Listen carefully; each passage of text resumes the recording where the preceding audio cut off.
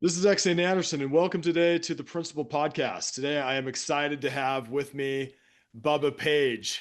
Woo! Bubba, welcome. So glad you're here. By the way, as a quick introduction, Bubba Page, gosh, done a lot of things. He's a father of eight. He's launching a fatherhood movement, which we're involved kind of in the well. We're all trying to move the same fathers here through. He's an entrepreneur, Yeah. serial entrepreneur. Uh, Believes in Jesus. He's got a lot of good things. And maybe Bubba, can you explain how would you introduce yourself? Yeah, I mean, first things first, I'm a son of God. After that, I'm a father of eight. I think fatherhood is one of the greatest callings on the planet. I think that's one of the greatest reasons we come down here to this earth, um, is to be a dad. So I've got four boys, four girls, ages 5 to 15. And it's an absolute blast being a dad. I am a serial entrepreneur. I got my first business started in college. I ended up exiting to my own partners and, was able to buy my first townhome and pay for a wedding ring and pay off some school debt. And then I started another business in the B2B tech world in 2009. I subsequently sold that in 2020, right before COVID. Like the day before COVID shut down the world, I got the wire. It was insane. In between that, I actually did a venture-backed software company, and raised venture, learned about venture capital, what that meant, and then I played quite a bit in the consumer space, and building consumer products and consumer courses, along with my ex-wife in our social media following. A couple million followers across platforms, and we help people, specifically moms, with like budgeting, productivity, and cooking. I mean, the last bit of my career is now I run Influence.vc. It's a venture capital syndicate.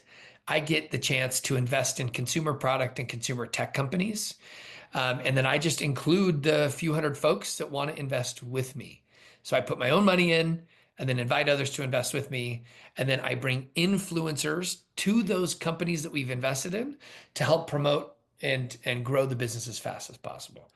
So that's what I do today is influence WC. Outside of that, I'm coaching a lot of entrepreneurs, and I've got a 12-week program called thebusinessbootcamp.com, and just leveraging the skills and assets that I have to help people wherever I can. That's awesome. That's wonderful. Before we were talking a little bit, but you're also working on something called the Father Operating System. Can you tell us a little bit about that? Absolutely. So, fatherhoodmovement.com is soon to be launched. It's not quite there yet. And as part of this fatherhood movement, I'm creating the Father Operating System. And I've got a book behind it, a program behind it, even a community of fathers who want to be better. We want to take ourselves to the next level. We want to lead in the home, and we can feel it. We can feel that there's more that we can be doing. And the Father Operating System, to me, is all about having a structure and a system so that, the dads that are going out there, you're hustling, you're going to work, you're trying to support and provide for your family, which is a phenomenal goal. I mean, that's a task that has been given to us by God to be the providers and the protectors of our family. It's biblical. So that's something we need to be doing. And maybe these are old school values, but I'm totally here for it. And but a lot of us will go to work, will get completely exhausted, both physically, emotionally, drained. We come home and just veg out. We numb out, whether we're scrolling or watching at ESPN, whatever it is, we're not coming home with a clear mind, with a clear vision, and with leadership. So what ends up happening is your spouse is stuck, stepping into her masculine and trying to lead the family when you get home. And that creates a lack of polarity in the relationship. And polarity is like a magnet. You've got a positive and negative, connection. And if that connection is not driving towards each other, guess what? It pulls apart. And the relationship can suffer when men don't step into their divine masculine role. And that is to lead. And lead in the home is a massive piece of it. So by giving a structure and a system to fathers, they can know how, when, where, what to be doing to lead that family, to teach and lead their children, to let their spouse, their wife, fall into her feminine, where she can feel playful and creative and be the nurturer and be able to do what she's divinely responsible to do, but she can't if she has to step in her masculine too often. And it's one of these concepts that I didn't realize until it was too late. And I ended up getting divorced last year. And it's something to me that obviously there's many things that are related to why a divorce occurred. But as I've been doing my own research and study and having people coach me in therapy and healing retreats, books and courses, one of the things that keeps coming over and over and over again is how most of us men have wounding that either we're not self-aware enough to know that we have wounding, typically from our childhood, and we haven't healed from that wounding. So when there's any level of emotion that comes from our spouse, we take it personally. We take it as a dagger to our souls, and then we get defensive. And we're like, but look what I'm doing for you. Look what I've done.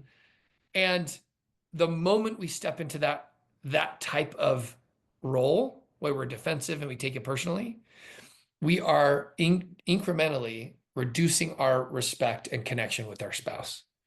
And over time, consistently, that will create a massive gaping hole, a wound, an area where, if not healed, can cause destruction for a relationship.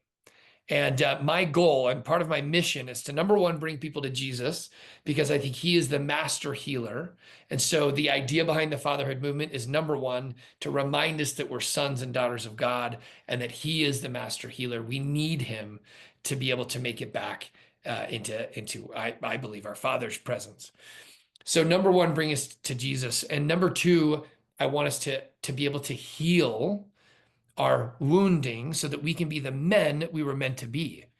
And if we heal, if we truly heal and dig deep enough into our souls and rip out the bad habits, rip out the old wounds, and truly heal, then we can step into that divine masculine role. And here's a visual I'll tell you about. Imagine a man is a bowl, a solid structure that holds space for water. And water is the feminine. And that water, when it's in this bowl, has a structure. It has, there's space to be and flow in whatever shape or type it needs to be. That water can be cool and calm, or it can be a raging thunderstorm. But the bowl never changes.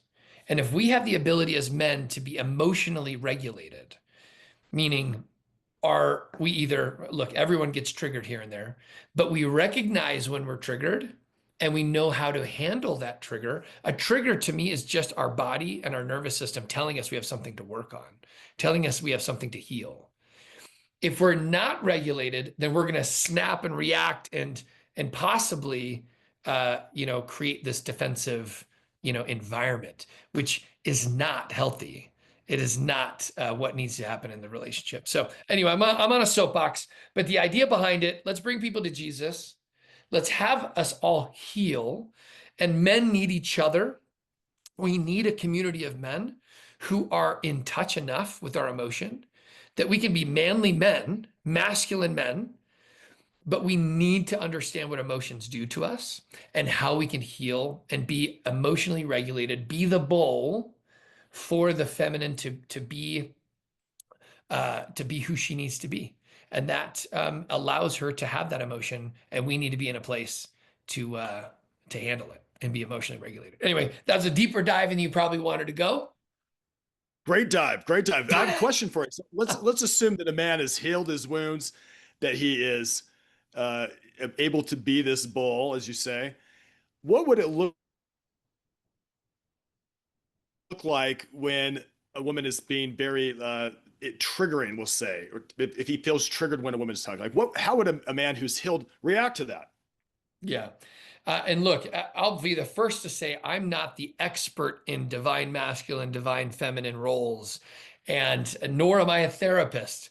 but I'm gathering the best and top therapists and the best who understand masculine and feminine to bring into this fatherhood movement. And they've spent 20 plus years doing this type of thing. But I feel compelled to gather the right people and resources into this movement so people have access to it. But if I could build a visual, so what happens is if look, we've got men listening, I'm assuming. So you go to work, you bust your butt, you're there to provide, you're doing the best you can, but it's stressful. And you're driving home from work and you're still on a phone call and your boss is, breathing down your neck and you're stressed. Your nervous system is at a heightened state. And you walk into home on the phone call still, your spouse, your wife is there with their 4 or 5 kids. She's stressed out of her mind because the kids are at their wits' end. She's trying to get dinner ready. The house is a mess. You walk in and you're frustrated, and it's a dumpster fire, right? And usually what happens is both parties are not regulated. Somebody says something snippy, the other person reacts and responds because they take it defensively.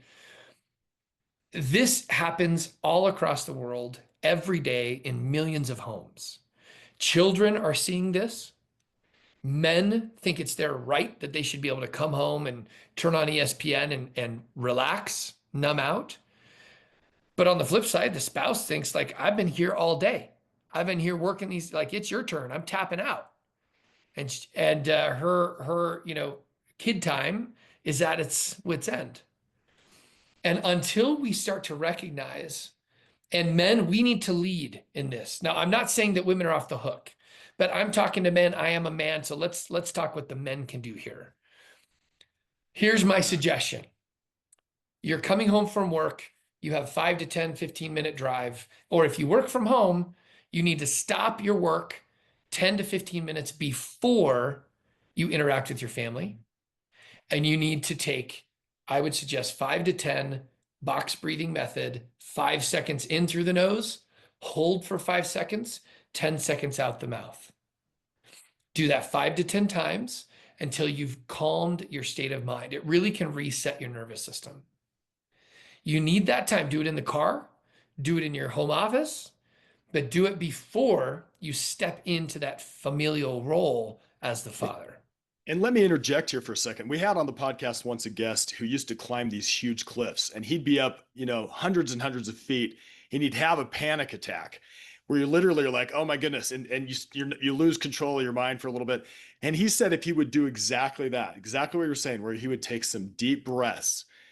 And for him, it was 3 11-second breaths. If I could go 11 seconds breathing in and out, he said I could get my nervous system to calm down, and your brain actually takes over and says, hey, things are going to be okay when you breathe like that. And so whether it's, hey, I'm going to go inside a house and I'm going to have people who are mad at me or a little frustrated with me or whatever it is, or I'm hanging on a cliff, it's the same process, right? We got to calm ourselves down and do just that. So thanks for saying, I just thought I'd interject that. Continue on. Well, this is a principle you can use all the time. If you're more of an anxious person, the box breathing method is phenomenal. And this is this isn't some woo-woo. This is like science-backed. Breathing can help to reduce the anxiety and the nervous system in our bodies. Like that's just purely simple how to do it. And so I highly, highly recommend people and individuals starting to understand what breathing means for them. So breathing is just one element, but breathing is the beginning of it. And then what you need to be able to do is if you have some deep frustration or some deep wound that you're struggling with, whether it's with the person at work or whether it's with your spouse or whatever happened in your life that got you pissy, is for men, this is different for women, right? But for men very specifically, I went through a program called the Bulletproof Husband program. And it was an incredible insight on how men find the true depths of emotion for their healing. And they said women are really good at talk therapy. They're able to go to a therapist, talk it all out, which is why they like to talk to us, because they want to talk through things and they can heal through talking. For men, a lot of times, and we need to talk and we need to be open and we need to be vulnerable. But a lot of times, the depths of emotion that we've maybe pushed down and down and down throughout our lives because we were told to just pick back up and keep going our entire lives, right? Especially our generation. 40, I'm 42 now, and it was essentially 40 years of me suppressing emotion to just keep going. Is to take a moment in a car alone with no one there and no one around. And if you need to release some of this emotion or this pressure, I know it's going to sound crazy, but try it. You scream at the top of your lungs for 1, 2, 3 minutes, maybe 5 minutes max. And you're alone. No one should be there. No one should be able to hear you. This is just you alone. Take a moment and let that out as deep as you possibly can. And what I'll tell you is that by the time you get to minute 2 or 3 or 4 or 5, your true emotion will start to come to the surface. And what happens is usually men start to sob. And I'm talking like boogers all over the face sobbing. And so bring a towel or a paper towel or whatever. Because when you truly dig that deep into the emotion and you start to release layer by layer, there's a level of healing. And for me, I use that time to call out to God. I'm not screaming at God. I'm not blaming God. I'm not shaking my fist at God. That's not what I'm doing. But I'm trying to get to the depths of the emotion of the hurt that even came from childhood. Even if it's not big T trauma, it's a little T trauma that you received. Little things like not feeling loved or seen or heard. These are things that men struggle with, and yet our subconscious knows, our inner child knows, but we as men somehow over the course of our 40 plus year, time frame here on the earth, we've suppressed it so much that we don't realize we have wounds that need to be healed. And I personally can testify, can preach that when I did that layer by layer, as the true emotion and the tears would come, I felt an incredible layer of healing. To me, it's a God-given healing because he is, Jesus is our master healer. And so I incorporate him in this whole process for me. But until I allowed that depth of emotion to come to the surface, again, alone, by myself, just God and I, that's when real things started to change for me. And what you'll notice as you dry off your face and you take those deep breaths and you get off the dang phone before you get in the house, don't be on the phone when you step in the house, is that you can be so much more present of a father and as a husband than you ever imagined you would be. And when the fiery darts come at you because you forgot to pick up the bread coming home from work or whatever it was, that you don't fly off the handle and react in a negative way, that you can take accountability for what you needed to do, take responsibility, and be calm and cool and collected, emotionally regulated, that gives space for your children and for your spouse to express those emotions. And I know this is probably a longer description than you wanted, but to me, there's just not enough men who have been through this experience to know how insanely valuable it can be for in their home. And I just pray that you will, whoever's listening, try it.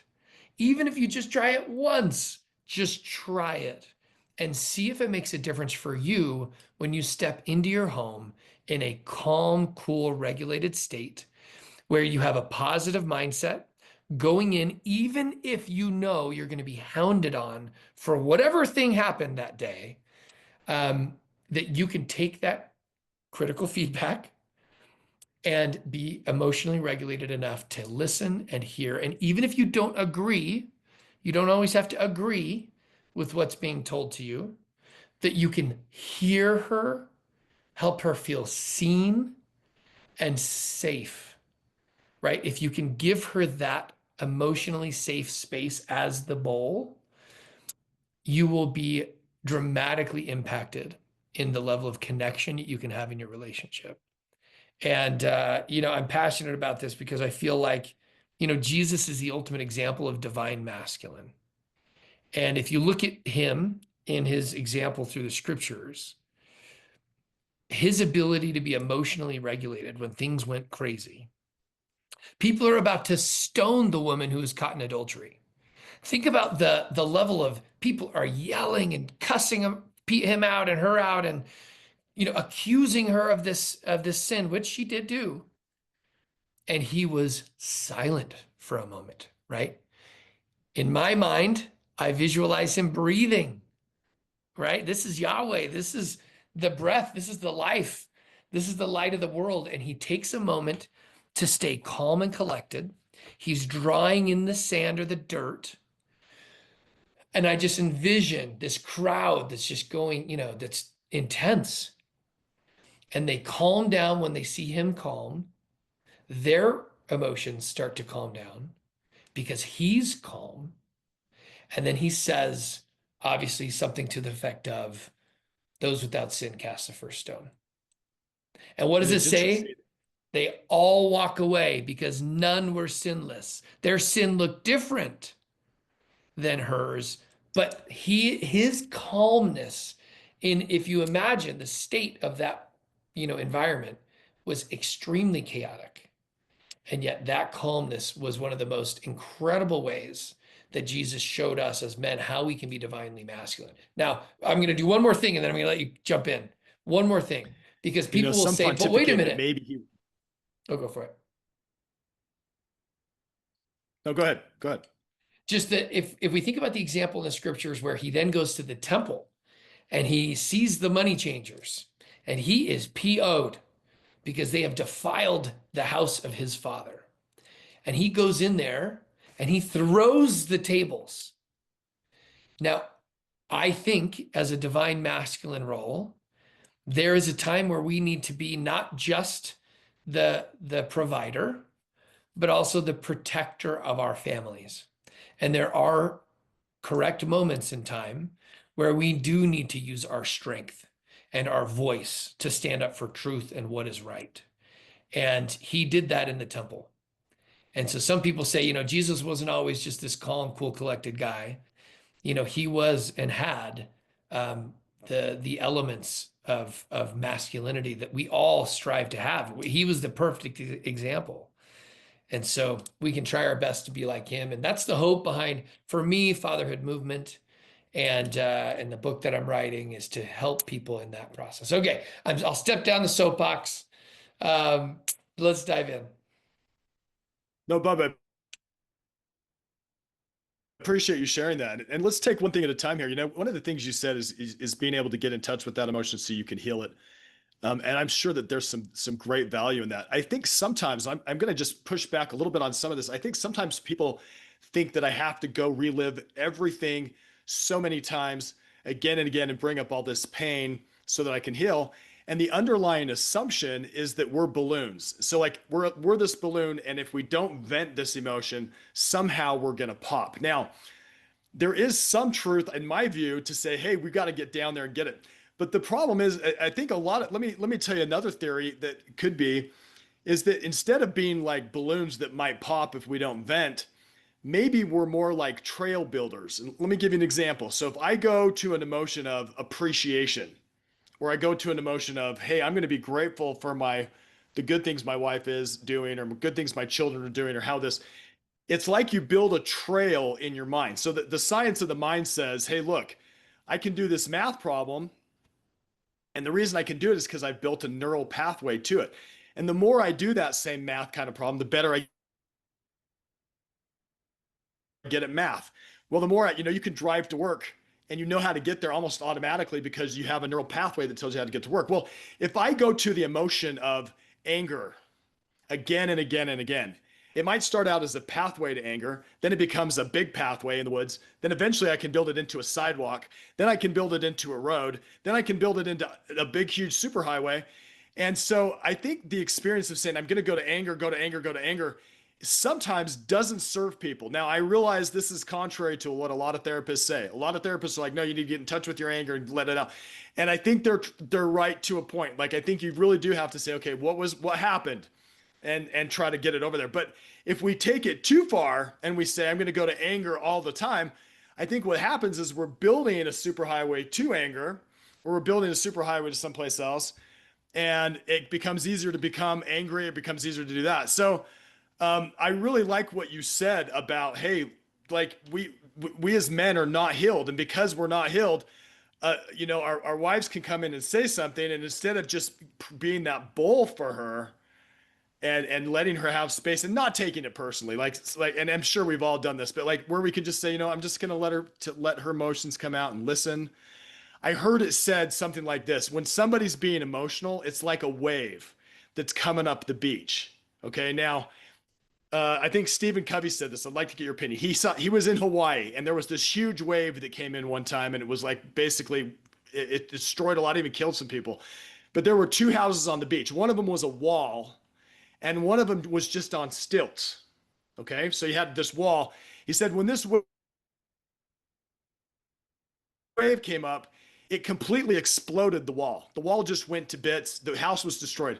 But the one that was on stilts, the water went underneath and it went up the beach and it spent itself and then went down and the house survived. And he's saying when people are coming at you emotionally, so say your wife's coming at you just totally mad, or somebody's coming at you, if we can let that water come up the beach, eventually it will spend itself. Then the time to address the issue is not when the waves come. The time to wait is till the waters are calm and we can be like we're in a boardroom and we wait till things are calm, then we can address it. But to let the water come up the beach, which is kind of, you say, kind of be the bull, like hold that emotion. But my personal opinion is we got to caution about saying, let's practice going to anger a lot. Let's get in touch with it. Let's deal with our stuff. Let's heal. But then at some point we've got to say, hey, you know what? We're going to build neural pathways to gratitude. You know what? I don't know what this situation's, what God's given it, but I'm going to be grateful for it. I'm going to be grateful for the time I have with my children. I'm going to be grateful for these things and build neural pathways to there, because I think we're more like trail builders, less like balloons that are going to pop. And I know that there are a bunch of therapists that might disagree with me, and I'm willing to take that stand and say, you know what? Maybe I'm wrong, but I think I might not be. But I No, appreciate let me that. let me You know what I mean? support you. Let me support you in that, because I should clarify the idea behind letting off the steam in your car before you come in. That shouldn't have to be a daily practice or even more consistent practice. I should have clarified, because for me personally, I'm not doing that every day either. But it is something where if there is a level of healing that hasn't been had, that being able to find your way to that depth of healing, if you can do it through meditation, fantastic. Most men, according to these programs that we did, most men are not able to reach the depth that they need without letting some of that out. But it's not something you would do every day. I think you're right. Right. Feeling like you need to go to anger every day would be a completely unhealthy thing to do. Hopefully, you reach a level of depth, get those incremental pieces of healing to where then the calmness, the ability to have compassion and empathy is more of a natural thing. And so that this process of healing before you come in and step into that father role it becomes, that's your habit. Your habit is that you're thinking of how amazing your life is and how grateful you are. I 100% agree and support that. And I should have been more careful and in explaining that. So I appreciate it. That's good clarification.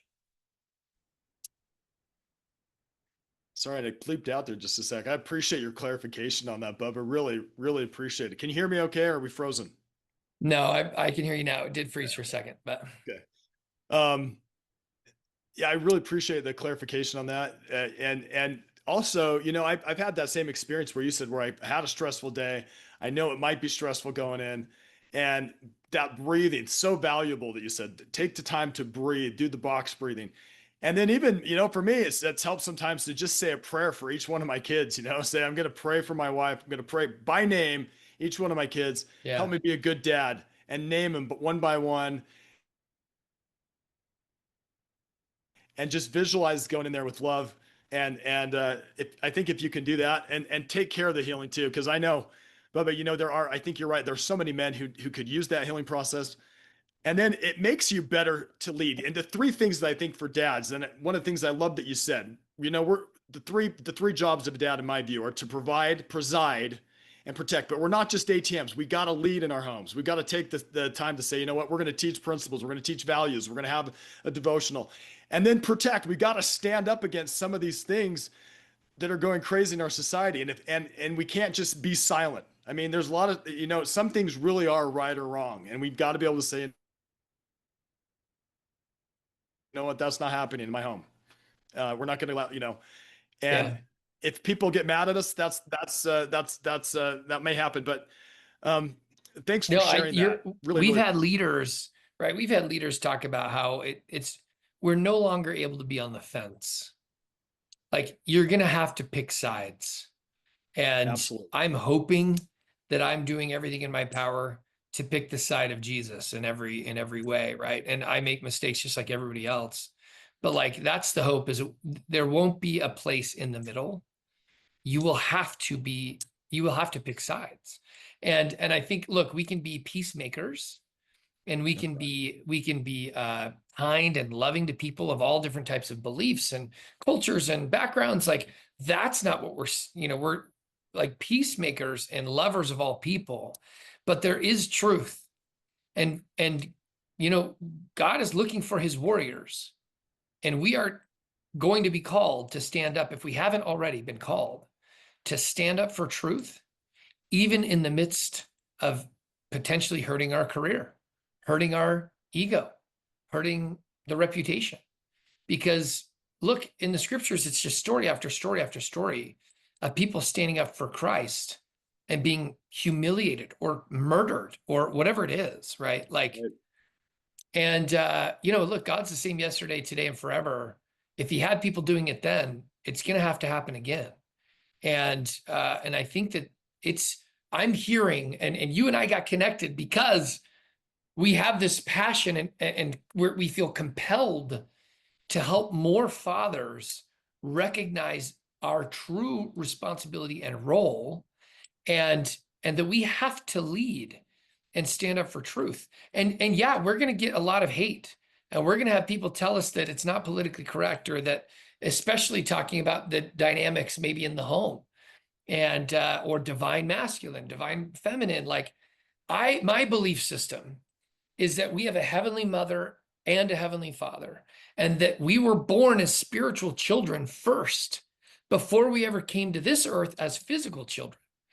And if we were there in this spiritual world with our God, both heavenly mother and father, we were told as men and women, we were born men and women, male and female, just like Adam and Eve. We were given in the scriptures, biblically, roles and responsibilities. And this isn't like whatever's politically correct or not, like this is from God. This isn't what man thinks. And again, not everybody's going to love that, hearing it, especially in today's day. But I cannot hide from what I believe to be true, and that's following the biblical principles around a family unit. And look, Satan is doing an incredible job to destroy the family unit. Like people have look up ChatGPT and ask, if you were Satan, how would you destroy families today? And watch what it says. It'll go and attack men, and it'll attack women. It'll attack children. It's Satan and the adversary is trying to destroy the family unit, and it's going after men and women in our own unique ways to destroy what the true nature of being, son and daughter of God, and of being in our divine masculine and feminine roles and responsibilities. And he's doing a dang good job, unfortunately. Unfortunately, he is doing a very, very good job of creating this divide. And it's scary, to be honest. It's scary to go out there and speak truth out to the world, because you're going to get canceled, hate on, right? But Yeah. it's just one of those things. I feel like it does feel like there's been a shift. Like, look at Christian pop artists now are holding in the top 100 Billboard more than ever. Like, this has never occurred in the history of music, to our knowledge, and Christian music is now like on the top of Billboard charts. You have more youth converting to Christianity than ever before, proclaiming in their belief in Jesus. Like there is a movement, and I know God's got his hand behind it. And it will create a deeper divide. But man, I hope I can do my part. I just want to be an instrument and do what I'm meant to do, what I'm called to do, so that when I see the face of God again, that I can stand up and say, you know what, I did the best I knew how to do with the resources I knew how, and hopefully I can fulfill my calling on this earth. I mean, that's really what I feel the depths of emotion about. And I may lose some friends, I may lose some followers along the way, and that's okay. As long as I'm on the path with him, then I feel like I'm in the right path. But it's a tough one. It's not for the faint of heart. Let's just put it that way. I love what you said there. There's this quote that said, Jesus Christ was nothing like the popular, I hope I can bring it up here. It's like popular, well-off, well-adjusted citizen. I mean, how it's hard to be well-adjusted if they nail you to a tree and crucify you. You know what I'm saying? So it's sometimes people are going to reject what we have to say. And Winston Churchill said something like this. He said, if you have enemies, that's good. I mean, just stood up for something sometime in your life. And again, we can be loving, we can be good, and that's super, super important. But I like what you said. It makes more sense, life. If you think that life, if we're just this accident that happened, we're like mold growing on an orange, like some people who say that life has no meaning, there's no God. It makes so much more sense when we know that there's a loving God who sent us here and we have the purpose in life. And so to try to fulfill that purpose for men who are feeling anxious right now, is it possible that your anxiety is caused because that purpose that you have in life, you're not doing it? You're spending time doing other things. You're scrolling, or you're playing video games, or you're on addictions or something. And deep down inside, there's something that you made a promise that you would do that you're not doing. And so I think we're on the same movement here. I mean, I've had the opportunity of speaking with men who feel the same as you across the country, who feel this need to have men step up, join the movement, join this cause to say, we're going to protect our families, we're going to lead our families. And the last thing I wanted to ask you about, there was, I think there was a man named Neil Maxwell who said, if we don't have enough effective parents, there will never be enough police. There will never be enough prisons if we don't have enough good parents. And I think in our society, I'd like to hear your opinion on this. People think the next politician is going to save us. It's either this person or this person, or if we need more social programs or less social programs. We need more police or less police, or we need more courts or whatever it is.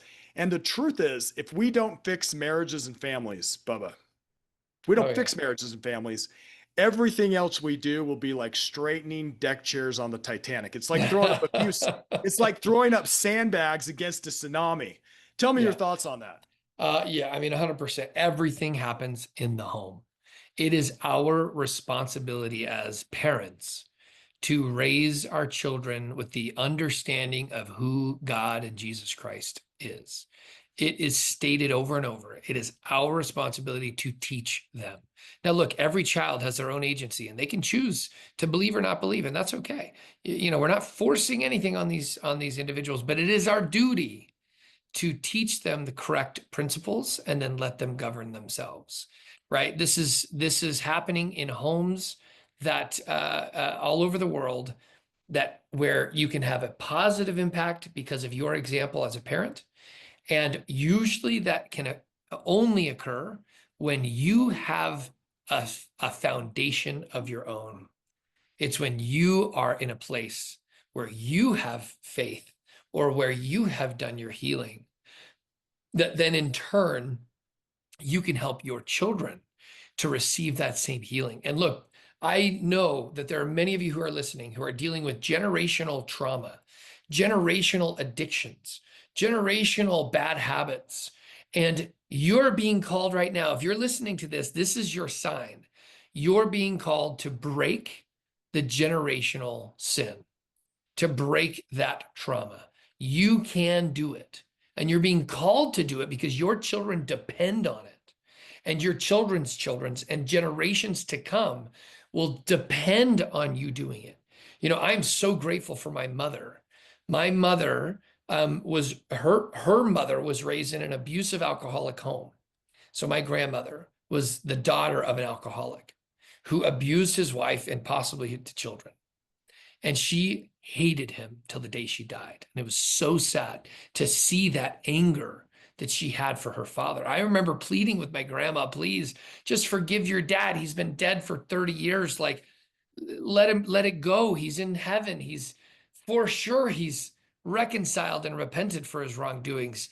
Please, it's only cankering your own soul of not forgiving.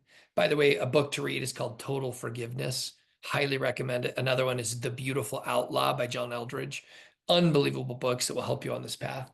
And I look at my mother, who was then raised by my grandma, who went through this abuse. And my grandma was able to do her best to not pass down that generational trauma. But it was my mom who truly converted to the gospel of Jesus Christ. She did not have necessarily, their parents were supportive, but did not do it for her. She was the one as a child with cousins surrounding her that got her to go to church and to come to know Jesus. And because of her, my mother, who stayed firm and steady, even though she didn't have that example in the home, her parents smoked and drank and look, they were wonderful, amazing people, but they weren't living the laws or the commandments necessarily. But it was my mom who broke this generational curse, I believe.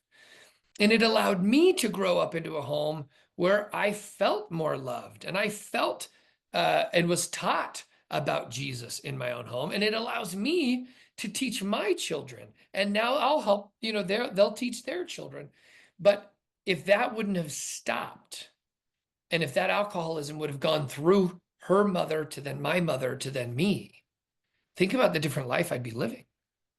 And just know that if you were raised in an abusive home, that you can heal from that abuse. You can heal and help your children to not have to feel that pain and that anguish that you had to go through. And it is through our Lord and Savior Jesus Christ that you can truly heal. And it's so important. Yes. Sorry, there's delay. No, you're exactly right. Exactly right. What we do in our own homes will echo through centuries, through eternity, really. The businesses that we build, truthfully, the stats show, even the big ones, even the ones on the S&P 500, usually within 18 years, they're done. So you could put all your effort into building a business, all your effort into doing something, and usually within a decade or two, that business, that job, it's going to be bought, sold, bankrupted, disrupted. But what you do and the effort you put into healing, like you're saying, and breaking that generational curse, can be passed down for generations. Let me give you an example. Do you know what your great-great-grandfather did for a living? Or your great-great-grandmother? You have 16 of them, by the way. And I'll ask people this question, and most people don't know. Some people know one or two, but you have 16. You don't care if they had the biggest horse or the coolest plow, if it was the BMW plow. You don't care if they had a few extra square feet. But the kind of parents they were and the choices they made in their own families affect you. And I'll give you one example. I live in America because some of my ancestors they made a family decision to get on a boat and come from Europe to America. Well, that decision made hundreds of years ago in some situations now affects the language I'm speaking to you. It affects my religion. It affects my educational opportunities, my economic opportunities. And that's an obvious one because it's geographical, but just as real are the things you were saying, Bubba, which is like, did they break that anger piece? Did they break that addiction piece? Did they break the abuse piece? And that can be passed down for just as long and affect generations. So it really is meaningful. And I love that you called the men out here to say, if you're hearing this, do it. Like, take the steps. So thank you, Bubba, for that. You Oh, know, Bub, man. I really, anything, let me ask you this. Really appreciate you having me on the show. How can people get a hold of you? You mentioned some at the beginning. How can they get a hold of you?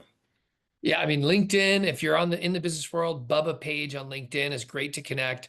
If you're on social media, I'm across all the platforms, primarily focus on Instagram.